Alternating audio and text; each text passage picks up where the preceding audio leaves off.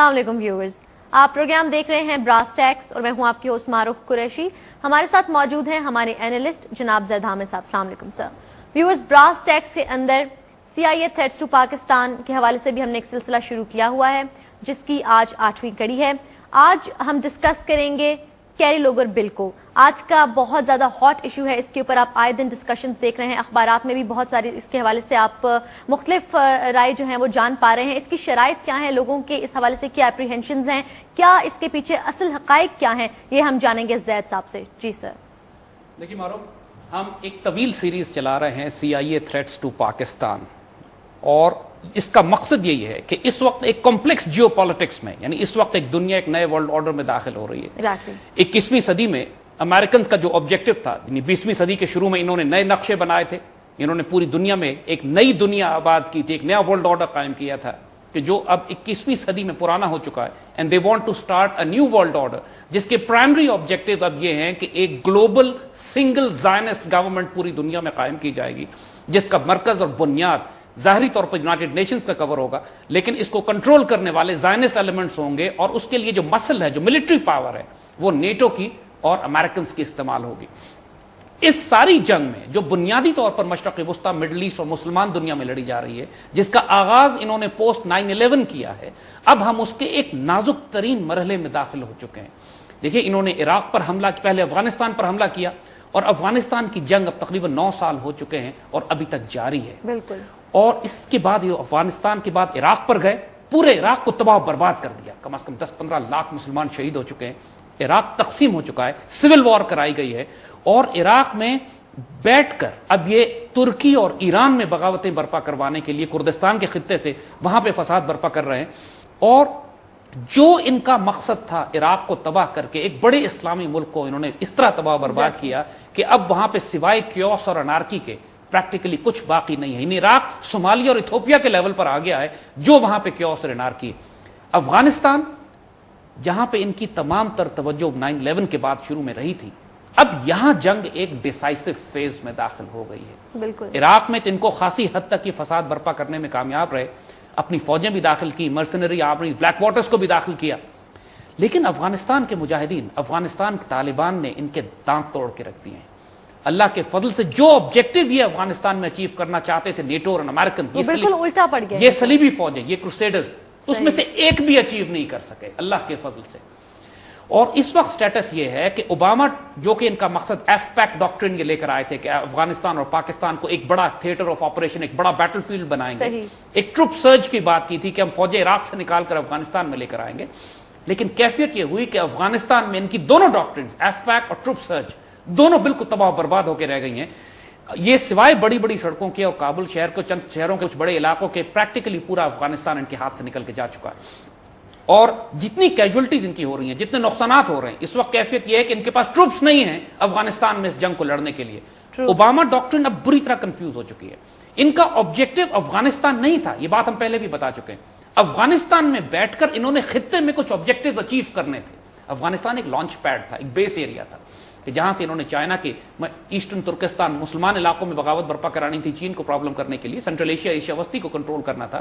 ایران کے خلاف انہوں نے اپنی JSOC، joint special operations command, جو ان کی دہشت گرد ملٹری آرگنائزیشن ہے، جو دوسرے ملکوں میں جا کے ایٹمی ہتھیاروں کے خلاف بھی کام کرتی ہے، اساسینیشنز کرتی ہے، حکومتوں کے تختے الٹتی ہے، وہ ہلمند اور قندھار میں بیس کر کے ایران اور پاکستان کے اندر انہوں نے یہ بغاوتیں برپا کروانی تھی. بلوچستان لبریشن آرمی اور بلوچستان ریپبلکن آرمی، یہ دو دہشت گرد تنظیمیں بلوچستان میں، ان کے ذریعے یہ بلوچستان میں اتنی کیوس اور انارکی برپا کرنا چاہتے تھے کہ یہ گوادر کے راستے ایک راستہ کاٹتے ہوئے ہلمند سے جا کے مل جائیں گی. پریکٹیکلی روس تو گرم پانیوں کی طرف آنا چاہتا تھا، یہ گرم پانیوں سے نیچے اوپر سینٹرل ایشیا کی طرف جانا چاہتے ہیں. اور ٹرائبل ایریا میں تحریک طالبان جیسے دہشت گردوں کو، سوات نے ملا فضل اللہ جیسے دہشت گردوں کو تیار کر کے ان کا مقصد تھا کہ پاکستان کی ریاست کو اتنا ڈسنٹیگریٹ کر دیا جائے سول وار میں، یعنی جو سول وار یہ افغانستان اور عراق میں کروا چکے ہیں وہ سول وارز پاکستان میں کروائی جائے.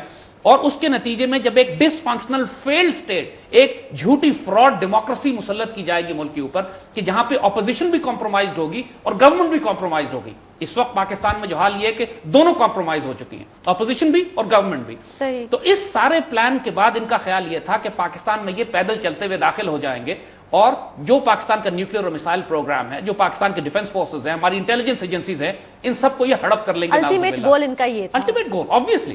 لیکن نیوکلیئر, یہ بات آپ نوٹ کریں گے کہ ہم نے پہلے پروگراموں میں یہ بات کہی تھی CIA تھریٹ کے, کہ نیوکلیئر پروگرام تک پہنچنے سے پہلے ان کو جن رکاوٹوں سے گزرنا ہے اس میں ایک بڑی رکاوٹ پاکستان کی مسلح افواج ہے, پاکستان کی ISI ملٹری انٹیلیجنس ہے, اور پاکستان کے عوام کی وہ محبت اور انٹیگریٹی ہے, وہ یونٹی ہے اس پاکستان کے ساتھ کہ ہم اس پاکستان پر آنچ نہیں آنے دیں گے.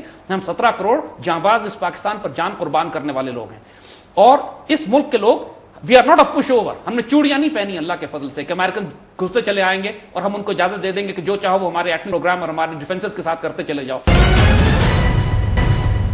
جو کچھ یہ ان کا پلان تھا, جو پچھلے کئی برس سے اس کو امپلیمنٹ کرنے کی کوشش کر رہے تھے, لیکن پچھلے چند ماہ میں جو مار پڑی ہے ان کو افغانستان میں, جو مار پڑی ہے تحریک طالبان کو ٹرائبل ایریاز میں, سوات میں بیت اللہ محسود قتل ہو گیا, سوات کے اندر ان کی جڑ اکھاڑ دی گئی, پریکٹیکلی ان کے تمام بڑے بڑے کمانڈرز مارے گئے, پکڑے گئے, ان کی جو کمانڈ کنٹرول سٹرکچر تھا, ان کے ایمونیشن ڈمپس تھے, ان کے بیسز تھے, ان کے سوسائڈ بامرز تھے, الحمدللہ سارے مارے چلے گئے. مطلب بیسک انفراسٹرکچر ان کا جو پچھلے 5 سال سے یہ دہشت گردوں کو پال رہے تھے سوات میں اور ٹرائبل ایریاز میں, اللہ کے فضل سے 3 ماہ کے ملٹری آپریشن میں ان کو صاف کر دیا گیا, اور معجزانہ طور پر اللہ کی طرف سے مدد ہوئی ہے. یہ بات ہم بعد میں بتائیں گے کہ بیت اللہ محسود ان کے ڈرون سے کیسا مارا گیا.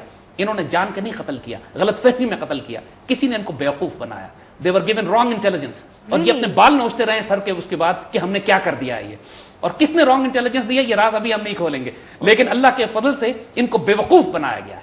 They have been made fool of completely. اور دوسرا اللہ کی طرف سے کرم کیا ہوا That's a big news itself. کہ پورے ٹرائبل ایریاز میں اب ہم فائنلی ڈیسائسولی ہم ساؤتھ وزیرستان میں داخل ہو کر ہم ان کے فائنل پاکٹس کو بھی اب ختم کرنا چاہتے ہیں کہ جو تحریک طالبان کی وہاں رہ گئی. انشاءاللہ وہ آپریشن جلدی شروع ہوگا.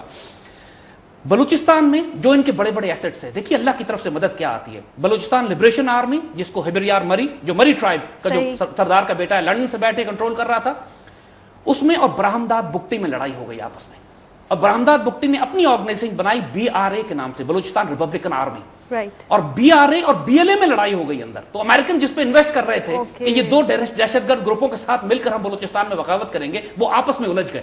معجزاتی کرشمہ ہے یہ اللہ کی طرف سے.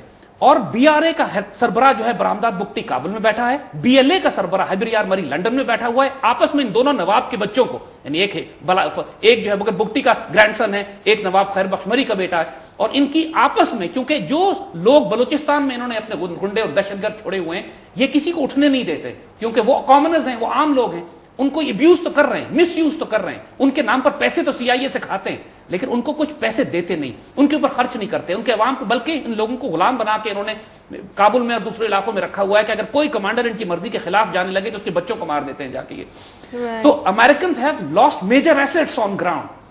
ٹرائبل ایریاز میں جیسے ہم نے عرض کیا کہ دہشت گرد تنظیمیں جنہوں نے کئی برس میں تیار کی تھی وہ تباہ برباد ہو گئی. بلوچستان میں ان کے ایسٹ ٹکرا گئے. آپ نوٹ کر رہے ہوں گے اللہ کے فضل سے پچھلے بہت سارے دنوں میں کوئی پائپ لائن نہیں اڑائی گئی, کوئی الیکٹرک پائلٹ نہیں اڑایا گیا, کوئی اساسینیشنز وہاں نہیں ہو رہی ہیں, اس وجہ سے کہ ان کو مار بھی پڑی ہے, یہ آپس میں بھی الجھ گئے ہیں. یہ سب اللہ کی طرف سے. مگر جب امریکنز نے یہ دیکھا کہ یہ کمپریہنسولی آن گراؤنڈ ہر جگہ فیل ہو رہے ہیں, یہ افغانستان میں فیل ہوئے, یہ ٹرائبل ایریا میں بلوچستان میں فیل ہوئے, سوات میں فیل ہوئے, پاکستان آرمی اپنی جگہ انٹیکٹ ہے, ہم نے اپنے مووز کیے ہیں, پاکستان آرمی نے قطعاً کمپرومائز نہیں کیا پاکستان کے ایشوز سیکیورٹی کے اوپر, کہ جہاں تک امریکنز یہ چاہتے تھے اس بات پہ کہ ہم ہر وہ کام کریں جو امریکنز ہمیں حکم دے رہے تھے. ISI سب سے بڑی مزاحمت کرتی رہی ان کی ان تمام پالیسیز کو جو پاکستان میں دہشت گردی, مطلب آبسٹیکلز آتے رہے, آبسٹیکلز ظاہر جو پیٹریوٹک ایلیمنٹس تھے, اس بات کے باوجود کہ یہ ایک سٹیج ڈیموکریسی کے ذریعے, ایک فراڈ الیکشن کے ذریعے ایک انہوں نے اپنی پسند کی حکومت مسلط کروا دی ہمارے اوپر. اب کھیل دیکھیے, جب یہ ہر طرح سے فیل ہو گئے, انہوں نے ایک کیری لوگر بل پیش کیا, جس بل کے مطابق جب یہ گراؤنڈ پہ ملٹری آپریشنز کے ذریعے اپنے ایسٹ سے فیل ہو گئے, تو انہوں نے کہا کہ ہم رشوت دے کے اور ڈرا دھمکا کے وہ چیزیں اچیو کر لیں کہ جو ہم گراؤنڈ آپریشن سے اچیو نہیں کر سکے.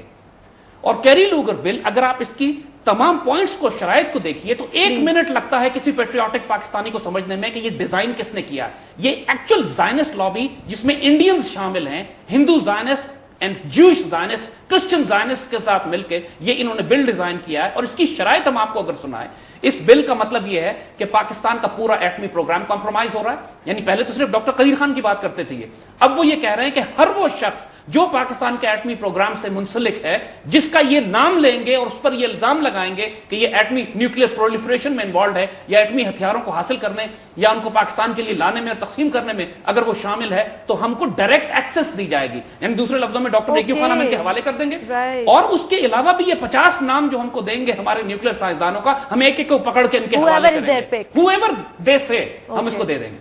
دوسرا جو کنڈیشن اس کی ہے وہ یہ کہ پاکستان کی مسلح افواج میں اور ISI میں جتنے بھی مسلمان مجاہدین, مسلمان لوگ پاکستان سے پیار کرنے والے پیٹریوٹک آفیسرز اور جوان موجود ہیں, ان کو خارج کیا جائے گا, ان کو نکالا جائے گا, اور یہاں پر وہ ایلیمنٹس داخل کیے جائیں جو پرو ویسٹ ہیں, پرو امریکہ, یہ